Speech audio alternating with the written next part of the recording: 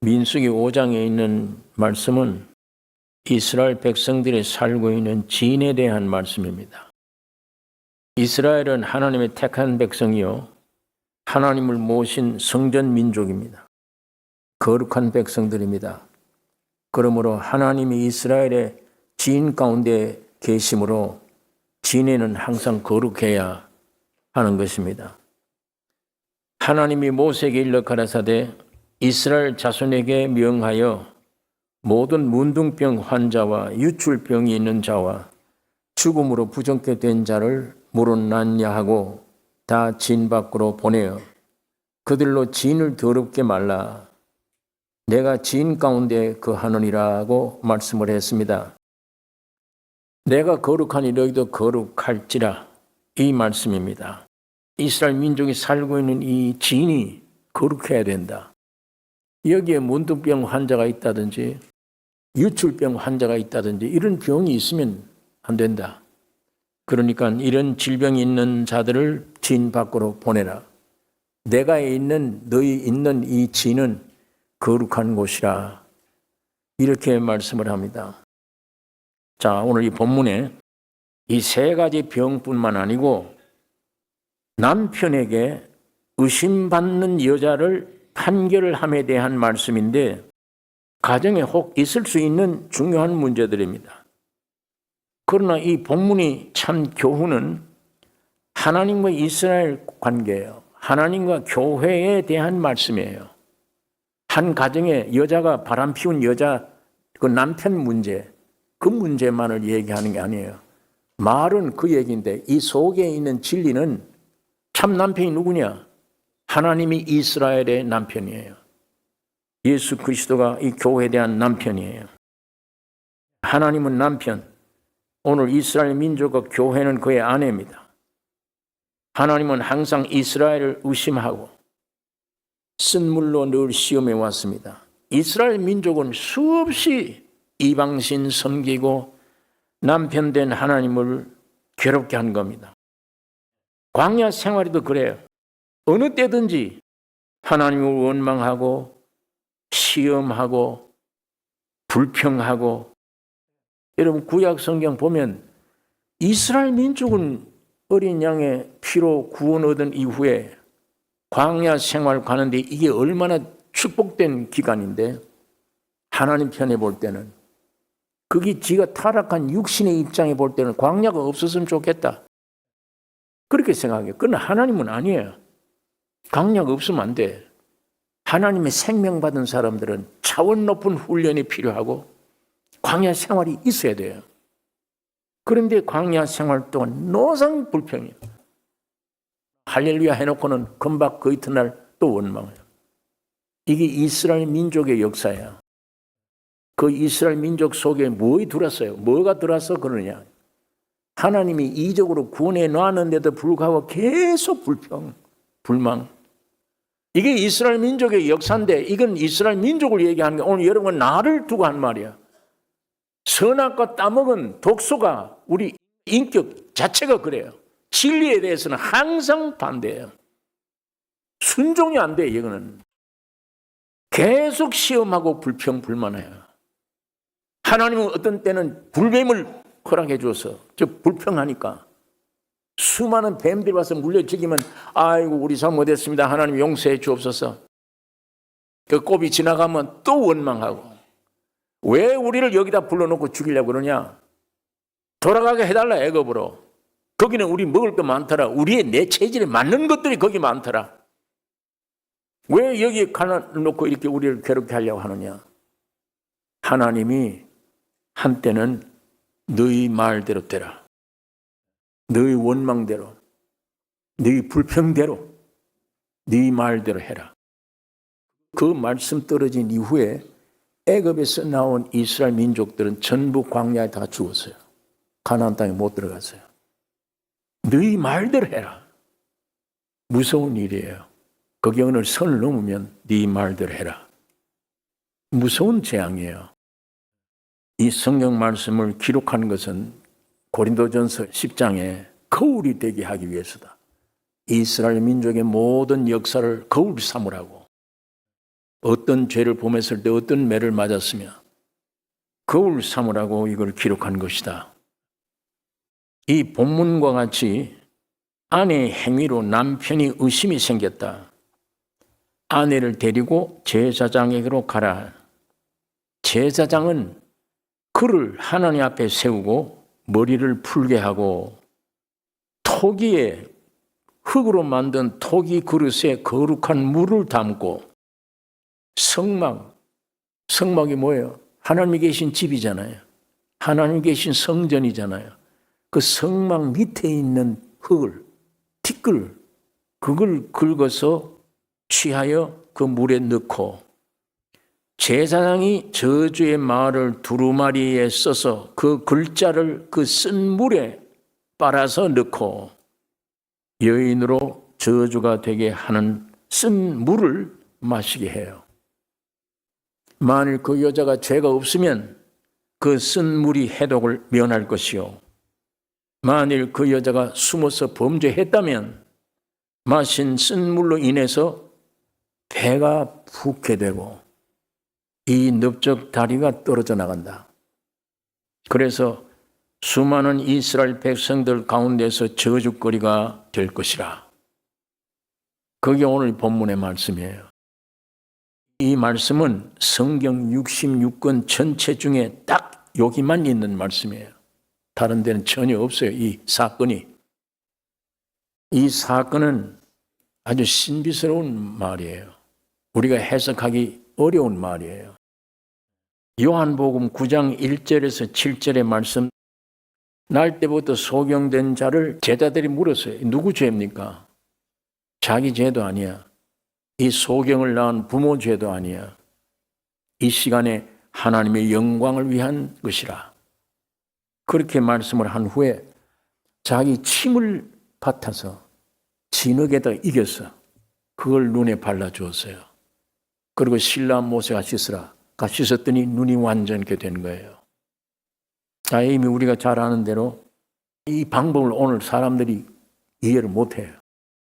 지금 침을 뱉어서 흙을 이거 눈에 발라놓으면 그 눈이 오히려 더 큰 문제가 생기지. 그거 나을 수 있어요? 이건 예수님 당시는 실제로 그렇게 했어서 남들이 못해. 예수님만 교훈이에요. 예수님이 침을 뱉었다는 예수님의 진액이에요. 예수님의 생명이에요. 이걸 흙에다 섞었다. 사람은 흙으로 지음받았어. 예수님의 생명으로 흙과 더불어 새 창조해 만들어내는 거예요. 그 진리가 분명하고 하지만 그 당시는 사실 그렇게 됐었고 그러나 그 방법에 있어서 오늘 많은 사람들에게 그 이해가 될 수 없는 방법이에요. 자, 아까 바람 피운 여인에 대한 것도 하나님의 성막 밑에 있는 먼지를 끌어다가 토기에 흙의 그릇 안에 쓴 물이 있는데 거기다 섞었다. 그걸 먹었는데 죄가 지었다면 배가 부르고 넓적다리가 떨어져 나갔다. 그건 지금 우리가 이해도 못하고 있을 수도 없는 일이에요. 그러나 그 당시에 이 사건이 되면 이렇게 있었단 말이에요. 또 영적으로는 귀중한 교훈을 줘요. 아까 침 뱉어서 하신 이 일은 예수님이 세상에 오신 것은 영원히 눈 감아 생이 없는 우리들에게 새 생명을 주는 새 인간 창조를 해주는 역사였다. 그걸 알듯이 그러니까 사람들이 그 방법을 우리가 믿을 수도 없고 할 수가 없는 거예요. 이해가 안 되는 거예요. 하나님이 계신 성막 밑에 먼지는 사람을 가리키는 거예요. 흙으로 만들어진 우리 인간을 가리키는 거예요. 죄인이고 티끌 같지만 하나님의 성전은 오늘 여러분과 내 안에 이런 흙 속에 이런 죄인 속에 하나님이 계시잖아. 성전이잖아. 그러니까 그 쓴 물이 뭐냐? 성막 밑에 먼지를 끌고 놓은 뭐냐? 그건 다 영적으로 우리의 의미를 주는 거예요. 아주 심오한 진리이기 때문에 우리가 그걸 억지로 해석하기는 어려우나 예수님이 침을 뱉어서 진흙으로 눈 깨끗하게 하는 것 우리가 어렵듯이 분명히 하나님이 구약시대는 그 역사를 일으켰습니다. 근데 이걸 무엇을 의미하느냐? 본문의 아내를 의심하는 남편의 질투심이에요. 이스라엘 민족의 아내들은 죄만 지느냐? 남편은 죄 안 짓고 지금 거기에 대한 얘기가 아니잖아요. 여기 남편이 누구냐? 오늘 예수님을 가리키는 거예요. 이스라엘 민족의 남편이 누구냐? 하나님이요. 오늘 교회 남편이 누구냐? 예수 그리스도예요. 그리스도에 대한 아내를 의심하는 남편의 질투심이 교회에 대한 구원 얻은 여러분에 대한 예수님의 요구, 예수님의 질투심, 예수님의 요구가 어디까지냐요? 깨끗게 되는 것으로 만족 안 돼요. 우리 주님은 겨우 죄사함 받았다. 주님은 그걸로 만족이 안 돼. 죄사함 받았다. 문둥병 균이 없어졌다. 내게 반역하는 게 없다. 나는 하나님 말씀을 완전히 믿는다. 내게는 유출병이 없어졌다. 내게는 시체를 만진 그런 상태에 놓여 있지 않다. 정결케 됐고 깨끗게 되어졌다. 그것으로 만족하나 예수님이? 예수님은 모든 것 초월한 말로 표현하기 어려운 순결을 원하세요. 순결. 죄사함 받았다 무슨 이런 정도만 아니고 영과 혼과 몸이 온전히 순결된 것, 완전히 예수와 부족함이 없이 한 몸이 되는 것. 주님이 그걸 원하시는 겁니다. 고린도후서 11장에 내가 하나님의 열심으로 너희를 위하여 열심 내노니 내가 너희를 정결한 처녀로 한 남편인 그리스도에게 드리려고 중매함이로다. 뱀이 그 간계로 해와를 미혹해 한 것 같이 너희 마음이 그리스도를 향하는 진실함과 깨끗함에서 떠나 부패할까 두려워하노라. 구원 얻었는데도 다시 부패할까 사도 바울이 두려워한다. 여러분, 하나님이 아담 지으셨어요. 그런데 깊은 잠을 들게 한 이후에 갈빗대를 뽑아서 여자를 만들었어.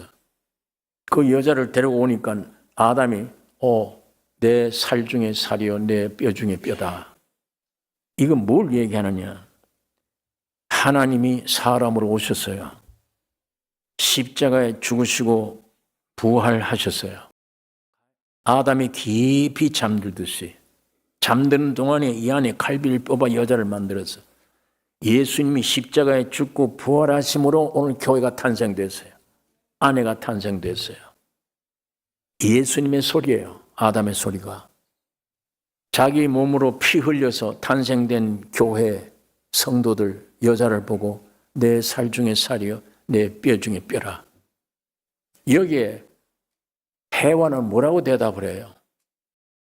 해와도 남편이 날 보고 만족하듯이 내 뼈 중에 뼈요 살 중에 살이라 이런 말을 해와도 해야 될 것인데 해와는 그런 말 한 기억이 없어요. 오히려 사탄이 와서 꼬일 때에 말씀 받지도 않은 여자가 선악과 먹으면 죽을까 하느라 이상한 소리 해가지고 비참하게 만들었지. 오늘 예수님이 자기 몸을 피 흘려서 쏟아서 여러분이 구원을 얻게 된 예수님의 아내가 됐어요. 우리는 그 예수에게 뭐라고 얘기를 해야 돼요? 성도는 남편 된 그리스도 외에는 어떤 사랑도 가져서는 안 됩니다. 어떤 것도 사랑하면 안 됩니다. 깨끗함에서 지나서 순결해야 돼요. 완전 한 몸이 돼야 돼요. 하나가 돼야 돼요. 여러분, 이 성경 말씀을 믿는 날, 구원 얻은 날, 그때 예수님이 내 안에 오셨어요. 여러분의 육신이 깨끗하기 때문에 오신 거예요. 예수님이 나를 위해서, 내가 돼서 나를 위해서 죽으시고 부활하면 법적으로 완전 깨끗하게 구속했기 때문에 그게 법이에요. 그걸 인정하는 것이 예수님이 내 안에 오시는 거예요. 예수님 눈에 볼 때는 완전해. 여러분, 내가 하나님이 보실 때는 완벽해. 흠이 없어요. 완전 구원된 사람들이야. 예수의 십자가의 죽음과 부활이 완전히 여러분을 정결케 만들어 놓은 거예요. 그 법적 근거 때문에 예수가 내 안에 온 거예요. 다시 말하면 성령이 오셨다는 말은 인쳤어. 2000년 전 예수가 죽고 부활할 때 너를 완전하게 됐다고 도장 찍는 게 성령이 오신 거예요. 예수님이 그래서 오신 거예요. 법적으로 완전하기 때문에. 여러분이 훌륭해서가 아니고. 야, 그러면 오셔서 내 살과 내 피다. 내 뼈 중에 뼈요 살 중에 살이라. 신랑 된 남편 된 분이 이런 노래를 하면, 한 몸이 됐다면 우리 아내 된 사람도 예수를 보고 내 남편, 내 살 중에 살이요 뼈 중에 뼈다, 이런 노래를 할 수 있어야 한 몸이야. 빨리 이게 자라나서 순결돼야지. 신랑하고 한 수준이 돼야 될 거 아니야. 그걸 얘기하는 거예요, 오늘 이 본문은. 그렇게 되기 전에는 항상 남편이 의심한다. 저 내 대신 뭘 사랑하고 있지 않나? 나는 그런 고백을 못해, 예수님처럼. 주님은 나를 보고 그런 고백을 하는데 너는 완벽해. 너는 하나님의 아들이야. 근데 나는 그런 고백을 못하고 멍해 있어요. 여러분, 이 상태에 있으면 구원 얻어도, 예수님 내 안에 와 계시는데도 이 상태에 있으면 주님의 임재를 느끼지를 못해요. 정말 예수가 내 안에 있나 없나? 임재를 느끼지 못할 뿐만 아니라 교제를 할 수가 없어. 그 신랑된 분과 교제가 안 돼. 예수님을 믿고 다시 내 안에 들어오셔야 되는 것이 아니고 이미 내 안에 들어와 계신 분, 그분에게 복종하고 복종할 때 빌립보서 2장의 말씀처럼 내가 너 안에서 내 소원을 너 속에 두고 너로 하여금 행하게 하시나니, 그런 성화가 되어지면은 점점 신랑을 만나서 비슷비슷 올라가게 되면은 내 안에 예수가 임재해 있는 걸 알아요. 교제가 돼요. 서로 사랑 때문에 교제가 되면 세상에 어떤 것도 사랑할 수가 없지. 사랑 못해요. 만일 그렇게 안 되면 지금도 아직도 남아있는 육신을 쫓아서 세상 이걸 소망하고 저걸 사랑하고 물질 사랑하고 사람 사랑하고 순결하지 못해요. 구원을 얻었는데도. 오늘 이 본문이 우리에게 이 교훈을 주고 있는 것입니다. 그래서 영으로서 몸의 행실을 죽이라. 너 안에 예수가 있지 않느냐? 성령이 와 계시지 않느냐? 영으로서 몸의 행실을 죽이라. 그리스도와 내가 한 몸 되었는데 내용이 하나가 되어야 돼요. 내용이 하나 되는 반면에 여러분이 외쳐야 됩니다. 속에 육신적으로 마귀가 와서 네 안에 구원이 실제로 있나 없나 초보적인 의문을 가지고 나인데라도 자꾸 시험 줄 때 귀신아 물러가라. 성경에 예수님은 십자가에 죽고 부활하심으로 나를 온전케 하나님의 자녀로 구원해 주셨다. 외쳐야 돼요. 내 안에 하나님 말씀을 자꾸 집어넣어야 돼요. 이 말씀이 내 머리를 지배하도록 해야 돼요. 하나님 말씀만 살아서, 그 말씀이 성령이요, 그 말씀이 예수님이요, 그 예수님의 그 말씀이 살아서 내 감정을, 내 생각을, 사상을 사로잡아야 돼. 그 어떤 분야든지 예수와 비슷해가. 그러면 항상 주님이 내 안에 계심과 알고 동행을 해요. 교제를 해, 늘. 그게 천국이에요. 그게 온 세상을 이길 수 있는 힘이 거기서 나오는 거예요. 그래서 여기 보니까 네가 부정한 게 없다면 아무리 해를 받지 않아. 네가 부정한 게 있다. 나는 생명 다해서 너를 깨끗이 만들어 놨는데 너는 그걸 인정도 안 해주고 오히려 뭔가 세상 끝들 사랑한다고 순결하지 못하다. 죄사함 받았다. 나는 구원 얻었다. 그건 내 입장이에요. 주님은 그거 원치 않아요. 그건 기초야. 그건 이제 기초예요. 죽여 없애야 될 것이 많아요. 점점 나는 예수 이외에는 없습니다. 사랑했던 거 다 매일매일 꺼내는데, 그래서 광야가 필요했던 거예요. 그런데 이런 광야를 원망했거든. 오늘 여러분과 나에게 고통, 어떤 때는 질병 옵니다. 그게 광야입니다. 그건 나를 온전히 깨트리기 위한 훈련이에요. 오직 내 안에 예수만 남게. 여러분, 주 예수의 이름, 예수님이 2000년 전에 오셨을 때 주 예수 이름 하고 여러분과 나를 껴안고 십자가에 죽으시고 부활한 후에 주 예수 이름은 다른 거예요. 다르다기보다도 더 위대한 거예요. 왜? 주님 부활하신 이후에는 하늘에 있는 것이나 땅에 있는 것이나 땅 속에 있는 모든 어떤 것도 예수의 무릎 앞에 꿇게 하시고 그 이름을 가지신 분이 내 안에 와 계시잖아요. 그 이름을 시인해야 돼요. 예수의 이름으로. 병이 걸렸을 때도 무엇을 힘들 때도 예수의 이름으로 석자를 크게 부르란 말이 아니라 그 예수의 이름 속에 내 모든 것을 고치시고 나를 새롭게 창조해낸 위대한 인격의 이름이에요. 예수의 이름으로. 야, 이 귀신아, 우리 가정에서 물러가라. 예수의 이름으로. 주님은 피 흘릴 때 내 영육을 완전케 했다. 예수의 이름으로. 우리 예수님과 내가 동질이 돼요. 하나가 돼야 돼요. 이게 짝지면 안 되잖아요. 주님 벌써 와 계시잖아요. 계속 우리 안에서 내 말을 들어라. 내가 너를 위해서 해놓은 걸 좀 받으라. 누리자, 좀 같이 교제하자. 계속이에요. 그런 걸 우리는 계속 세상 것들 바라보고 그런 욕심이 이루어지지 않으면 하나님 원망하고 그 시간 보내는 거예요. 구원 얻었다는데도 어떤 환경이 올지라도 주님이 주신 것이다. 나에게 유익을 위해서 허락해 주신 것이다. 주님을 찬양해야 돼요. 예수의 이름이면 돼요. 이미 주님은 여러분과 나를 완전케 해놓으셨어요. 다. 그걸 가지고 오신 분이에요. 가지고 오셔서 그걸 이루겠다는 게 법으로, 영에서부터 혼으로, 몸으로 그걸 이루겠다는 거예요. 그게 여러분과 나의 일생이 아멘, 아멘으로 화답해야 돼요. 예수님은 완전케 하셨습니다. 예수님은 여러분과 나의 모든 것 되십니다.